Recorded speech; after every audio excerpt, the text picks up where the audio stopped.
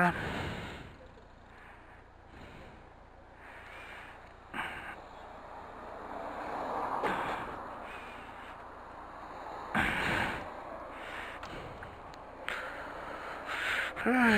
Ai, boa tarde.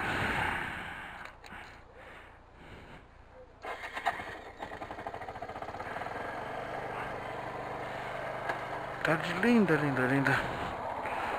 Já me enganou logo no almoço. Olha o carro do Moreno Dengoso aqui, ó. Quem será que é o Moreno Dengoso, né? Mistério. Filmarei o Moreno Dengoso algum dia.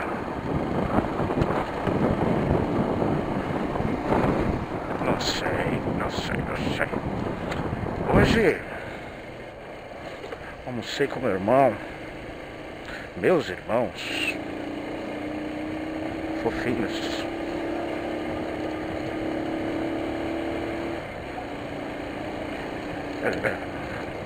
Bom. Não tão bom. Não por nenhum. Nada que eles tivessem feito. Mas sim, tá um pouquinho triste, um pouquinho preocupado, né? Tá. Acabou de ser demitido. Mora sozinho, paga a casa. Enfim, né? Corre atrás aí.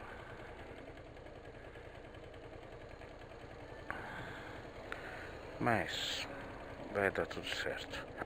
Porque tem que dar. Mas sempre é bom vê-los. Sempre é bom. Já marcamos pra semana que vem uma Brejitas. Tem sido na casa do Márcio, porque é mais barato, né? E também é gostoso, gostoso.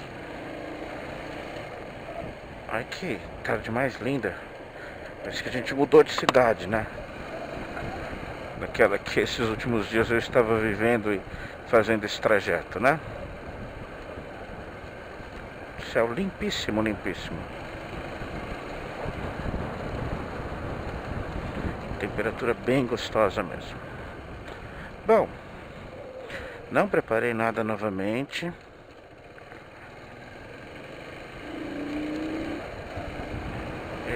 Tava vendo aí os últimos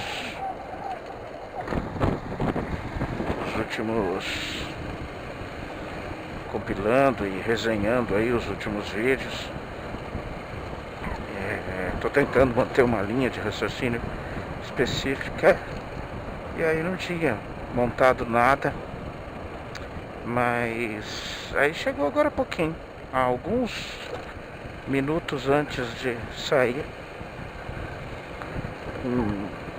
uma brincadeira, né, de um dos grupos que eu participo, dos poucos grupos que eu participo, onde, claro que depois do que eu falar, 90% de todo esse público que me acompanha não vai continuar me acompanhando. Peço desculpas, mas precisaria pedir desculpas se eu não fosse sincero. Pode ir.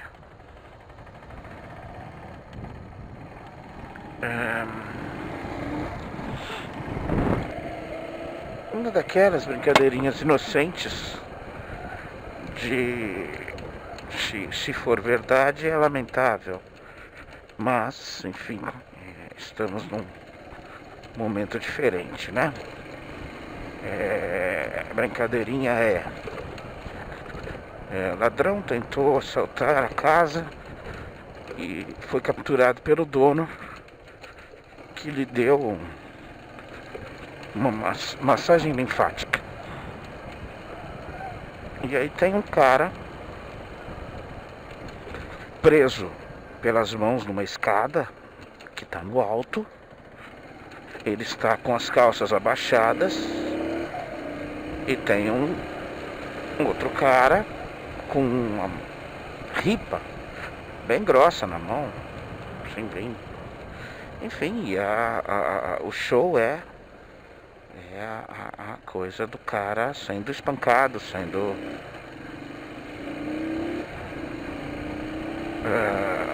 tomando a lição, né?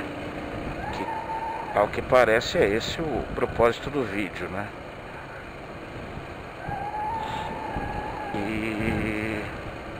E é isso e pronto. Primeiro ponto, específico inicial, não tenho dó. Se a história for verdadeira, como 90% do que a gente acaba indo conferir não é verdadeiro, desse tipo de mensagem, mas enfim, se a mensagem for verdadeira, eu não tenho o mínimo de dó. Agora, sairemos nós aplicando corretivos? E quanto nós aguentaremos? Quem é mais capaz de cometer uma crueldade? O dono da casa fixa ali, ou ele vai matar o cara depois. Porque eu não, assim, na prática, eu não vejo como inteligente, num conceito prático mesmo. Eu não vejo como uma decisão inteligente, se essa história toda for verdadeira, o cara aplicar uma lição no ladrão. Em nenhuma hipótese, nem que ele tenha matado o cara depois, por mais cruel e frio que eu esteja sendo agora em pensar nisso. Porque a casa dele é aquela. Ele não vai mudar dali por causa disso. E não é nem essa a ideia, né? Eu acho. Então, há um risco, né, meu camarada? Há um risco. Ah, você é policial, você... Enfim, eu não sei. Eu deixo claro, tá, eu estou me defendendo o tempo todo sim, mas acho importante que eu me defenda nesse conceito. Eu não acho nenhuma crueldade nem nada. Se o cara fez mesmo isso, eu seria capaz de fazer o que o cara está fazendo. Mas, para não perder a sanidade, eu estaria errado. Eu estaria errado. É uma pena, e eu concordo com todo mundo nesse conceito, de que a justiça não faz o que teria que fazer. Mas esse círculo vicioso não acaba se a gente começar a aplicar a própria noção de justiça para cada caso. Sabe o que vai acontecer? A gente vai voltar para aquela discussão anterior, aonde eu sei que uma maioria, pelo menos uma maioria simples de pessoas, não se incomodou com um jovem menor de idade envolvido com drogas que supostamente tenha tentado roubar uma bicicleta e foi tatuado. Sou ladrão, vacilão, sei lá, alguma coisa assim.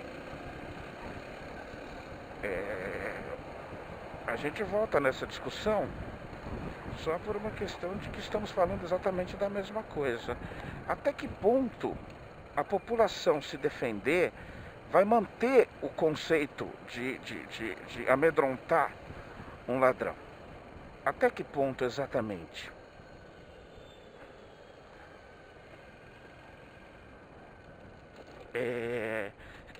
Quem tem menos a perder e quem tem mais de ruim a oferecer?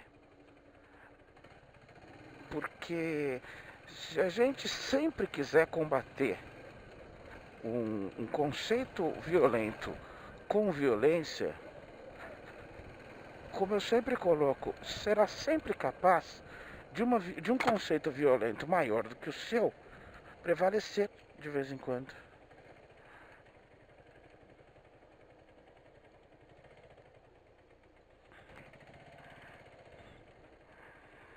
Obrigado. Foi muito bom você ter me deixado passar. É o trânsito aqui na Indianópolis que se transforma... Não, essa não é Indianópolis. República do Líbano que se transforma em Ibirapuera depois, né? Acho que é isso. É isso mesmo. Hoje não tá muito bom ali não. Na verdade não tá tão bom em muitos lugares aqui. Mas voltemos ao tópico do assunto. Eu não sou a favor do olho por olho, dente por dente, ou da população reagir em massa ao bandido, ao assaltante, ao delinquente. Não é por dó do delinquente, é por achar que o delinquente pode causar mais estrago do que o cidadão de bem. E eu só acho isso. Eu só acho um conceito lógico, prático. E é uma pena que eu não pense nisso também num conceito humano. Mas eu ainda, e eu não posso ser hipócrita, não posso no meu vídeo ficar mentindo para mim mesmo. Eu ainda não tenho dó, ainda não acho que na prática o caso possa ser tranquilo, perdoe e deixe nas mãos da justiça. É complicado, é complicado. Eu concordo. Agora, tem que começar.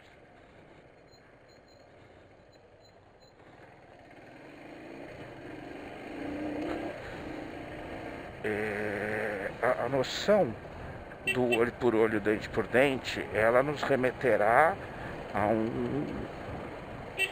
um resultado, na minha opinião, nada agradável para uma grande maioria. Se para evitar que vítimas inocentes apareçam, aconteçam, a gente tiver que agir pela mesma face da moeda, a gente vai, eu acho que ao final, ou na execução prática, a gente vai ter mais vítimas dessa forma, e mais vítimas inocentes. E os inocentes não são os delinquentes. As vítimas inocentes não serão os delinquentes, tá? Porque o delinquente, na minha opinião, não é inocente. Ele é um perdido. Ele é um perdido. Em ideia, em valor, em conceito, em tudo. Mas basicamente ele não é inocente, na minha opinião. Agora, devo desprezá-lo? Devo... Ou posso tentar regenerá-lo o quanto antes. O quanto antes.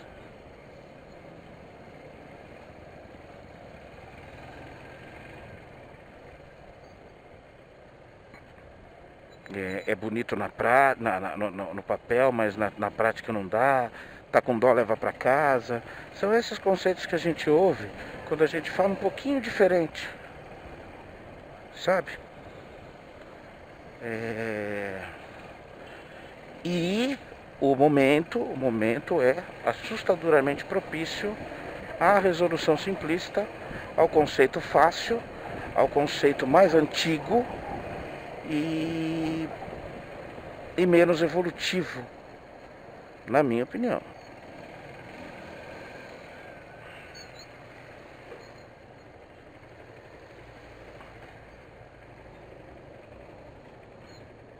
Acho que eu consigo sair aqui. Eu acho.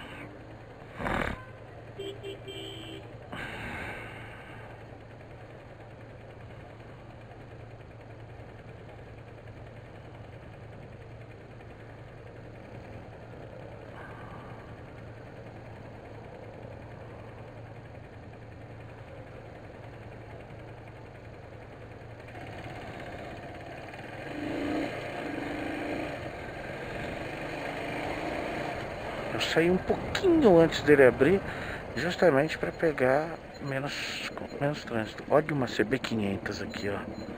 Sou doido por uma motoca dessa. Excepcional moto. Excepcional essa moto.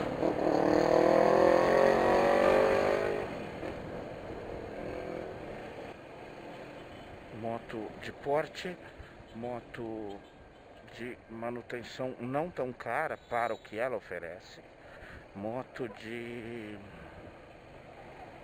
motor extremamente durável, confiável,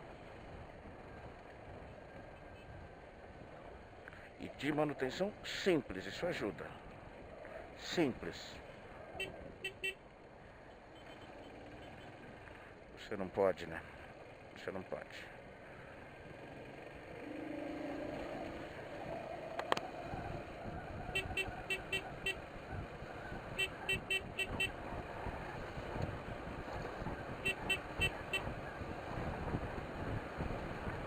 É...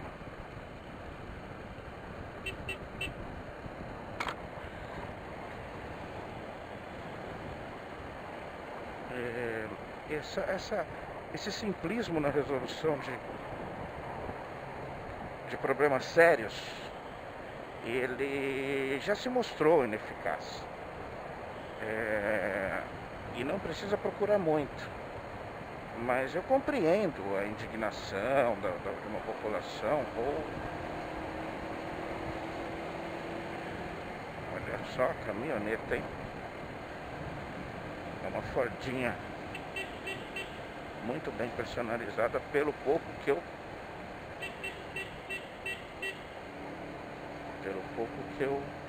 pude observar. Quase nenhum detalhe, por sinal.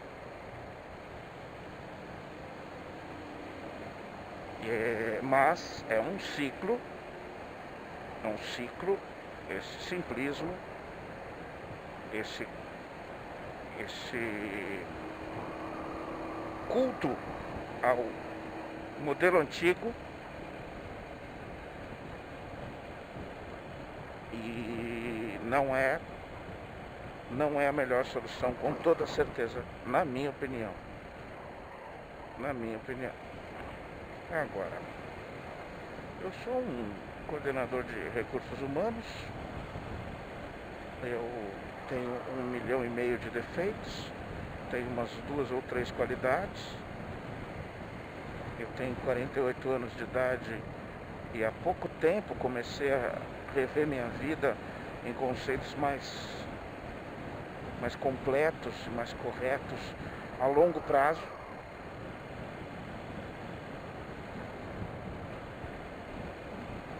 E moral alguma.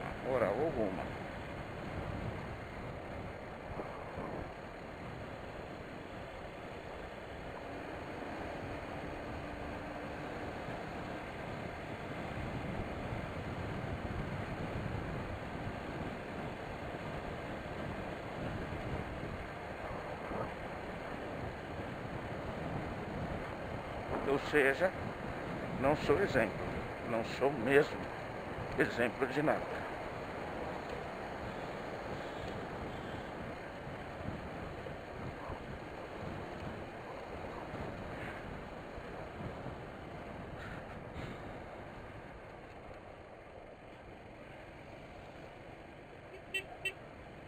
Falar de um negocinho que estava hoje na mídia, que pouca gente, até porque parece que as coisas quando são um pouquinho mais antigas elas perdem um pouco a importância, né?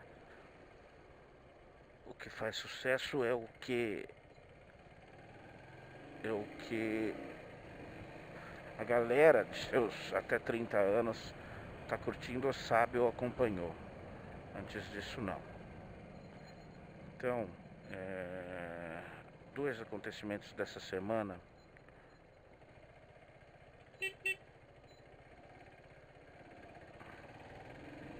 Difícil, hein? E esse aqui?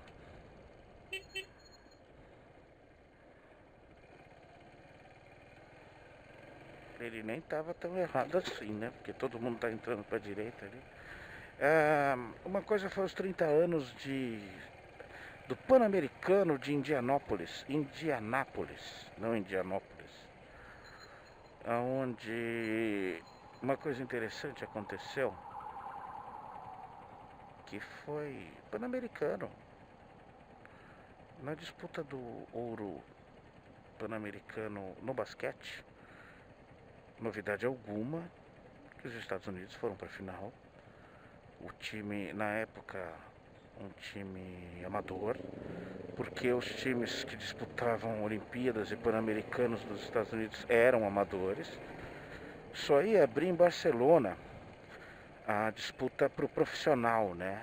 Aí pôde ir a seleção completa norte-americana, que aí levou a NBA. Inclusive há muitos casos de atletas, isso não era só nos Estados Unidos, no Brasil também acontecia. Havia muitos casos de atletas que não se transferiam para a NBA por patriotismo, não só brasileiros, tá?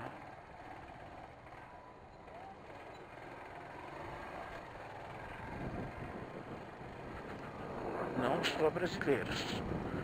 Por uma questão de se for, perde, vira jogador profissional e na Olimpíada não pode ter jogador profissional. Quando a Olimpíada abriu essa regra, porque era ridículo, aí sim a coisa, os Estados Unidos ficaram praticamente imbatíveis. Já perderam sim, a Argentina, por exemplo, do Manhano, do Rubens Manhano, foi campeã olímpica e campeã mundial.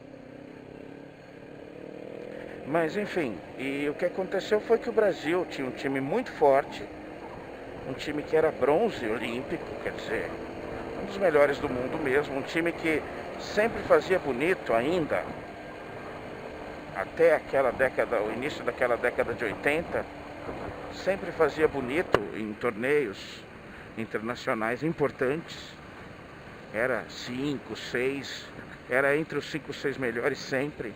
Entre os melhores, numa época em que você tinha Estados Unidos imbatíveis e ainda os países da cortina de ferro muito fortes no basquete também. E o Brasil foi lá com o seu time meio mequetrefezinho, mas com o maior jogador de basquete brasileiro de todos os tempos, Oscar Schmidt, e mais Marcel, Guerrinha e mais alguns ali.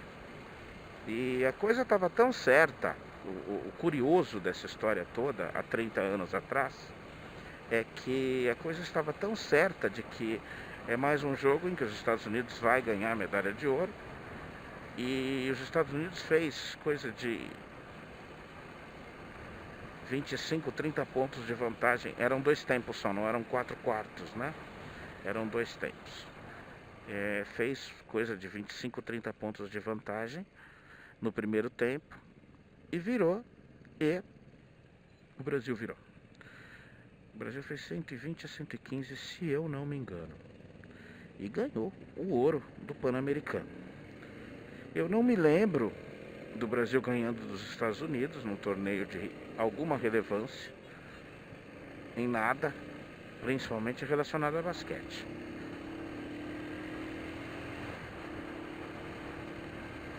E o lado meio constrangedor foi toda a comoção que gerou.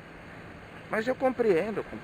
O próprio Oscar arrancou a rede da tabela, a redinha da cesta, para levar para casa.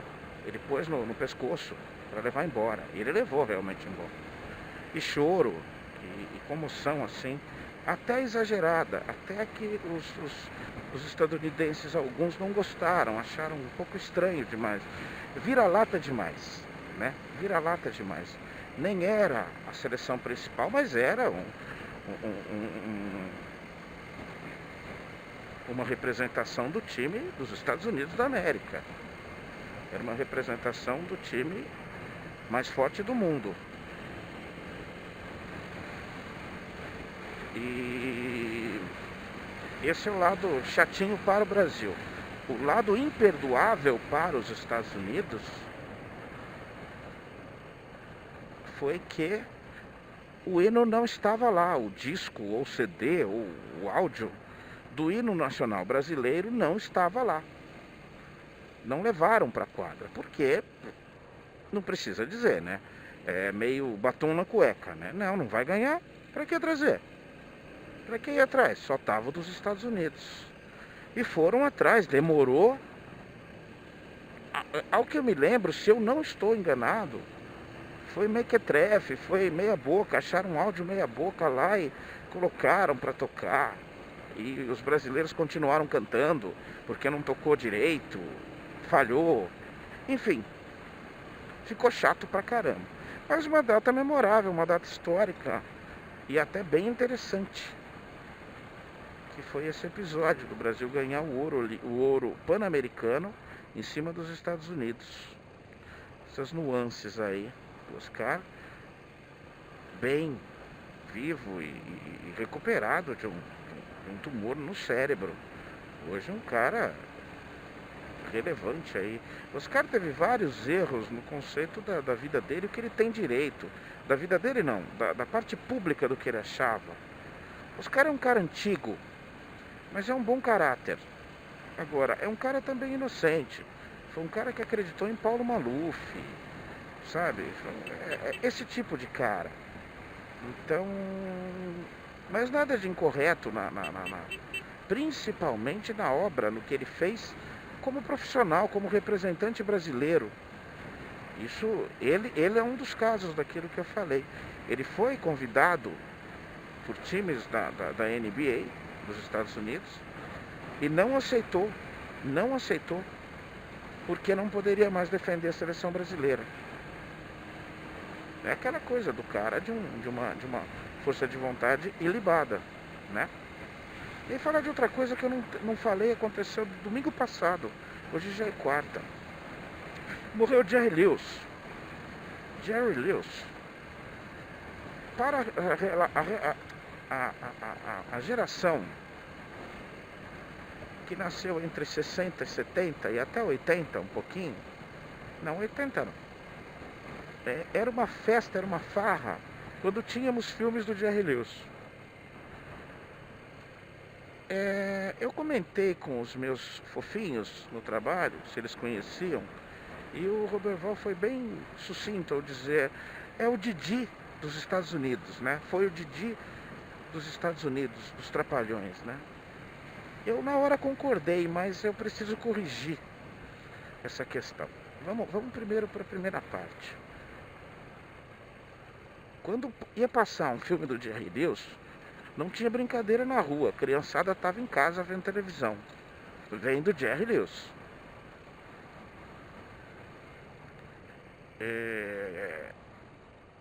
E realmente, na frente da câmera, o talento era inegável. Não é uma questão de analisar para a época e aos olhos das crianças. Aos olhos das crianças, e aí eu digo, eu, enquanto criança, me lembrando, eu só achava que ele era extremamente engraçado. É só isso.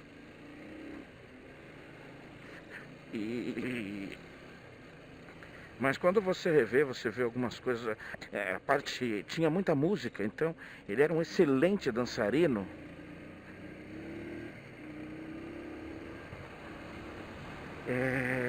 Então foi um cara icônico. Assim, aquela coisa de seus 50 filmes, todos no âmbito da comédia. Não se trata nem do talento de interpretar, mas da veia cômica, que muito bem dirigido, com muita paciência, deu muitos bons frutos. Foi realmente um ícone cultural da minha geração, de uma geração anterior. Era realmente um evento passar um filme do Jerry Lewis. Passava na primeira exibição. Olha só como eu sou velho. Sabe que hoje, não sei se ainda é Supercine, no sábado à noite, aquele filme depois da novela, era a primeira exibição antigamente, porque era só filme inédito.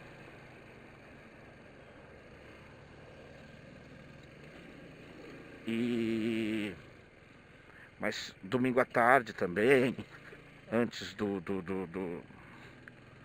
dos desenhos, enfim, era muito bacana, era realmente, com raras exceções, eu me divertia muito e a criançada se divertia muito. Eu e o Mauro até hoje, se um falar pro outro Gansinho Ganso e Bernardo Ratinho, a gente vai saber do que a gente está falando, de um filme do Jerry Lewis, com o seu parceiro de quase sempre, Jim Martin. Eu gostava dos filmes com os dois. O Jim Martin não era um comediante, era um galã, cantor. Era um galã da época, um dos bonitões da época. E o Jerry Lewis, eles dois fizeram muito sucesso. Era necessário no contexto dos filmes que houvesse um galã e um palhaço e o bobão. Bem o que o próprio Renato Aragão copiou nos filmes, né, nos longa-metragens dos Trapalhões. Bem o que ele copiou, de ele ser o palhaço. Sempre havia uns galãs no filme dele. Na minha infância toda, eu assisti muitos filmes no cinema do Renato Aragão, dos Trapalhões. Mas enfim, daí pode sair uma comparação do Didi. Mas eu acho que ele era mais do que isso. Eu acho que você pode colocar a quem acompanhou, por exemplo, Jim Carrey nos seus primeiros momentos, naquele momento bem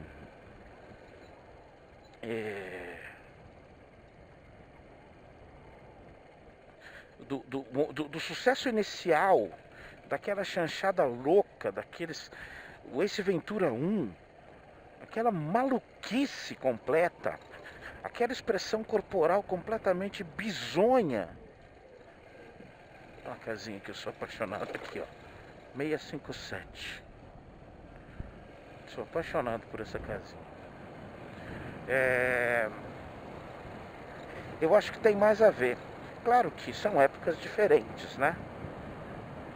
Mas eu acredito que o Jim Carrey traz muito mais nesses papéis, o Liar Liar, né? O advogado mentiroso lá, ou mentiroso, né? Aqui no Brasil, e alguns afins, de ele ser esse cara.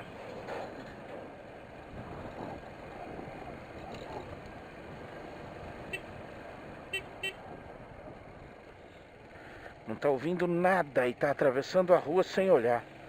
E impressionante. Eu também ouço andando, adoro ouvir música andando pelas ruas e tudo. Só que quando eu vou atravessar, eu olho para os lados, né? Eu procuro fazer isso. Mesmo que a música seja maravilhosa, como por exemplo, vai aí no YouTube, ou no Spotify, ou em qualquer lugar, e pega aí, Criolo, participação especial, Tulipa Ruiz, cantando Cartão de Visita. Que obra-prima! Mas deixa eu voltar aqui. Agora, não só por ter lido hoje o Rui Castro, mas em outros momentos eu já li, já vi algumas coisas nesse sentido. Pessoalmente, ele era um cara detestável. Era um cara que não se dava bem com ninguém. Era um cara extremamente mal-humorado, extremamente preconceituoso, prepotente. Uma figura humana. Olha só, outra quentinha ali, hein? Eita, nós estão me perseguindo.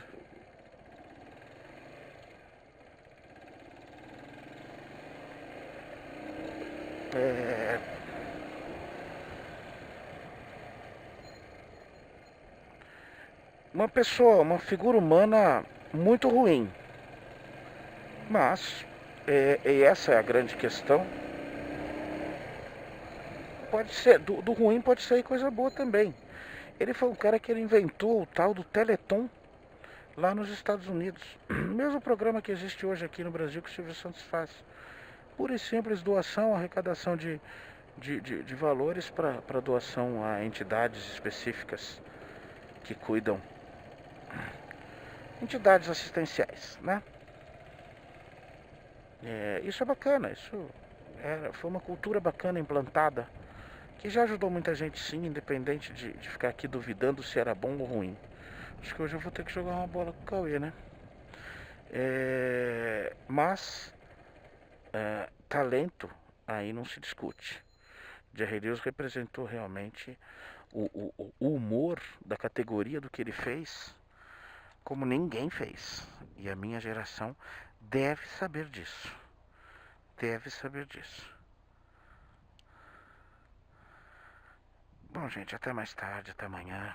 Tchau, tchau.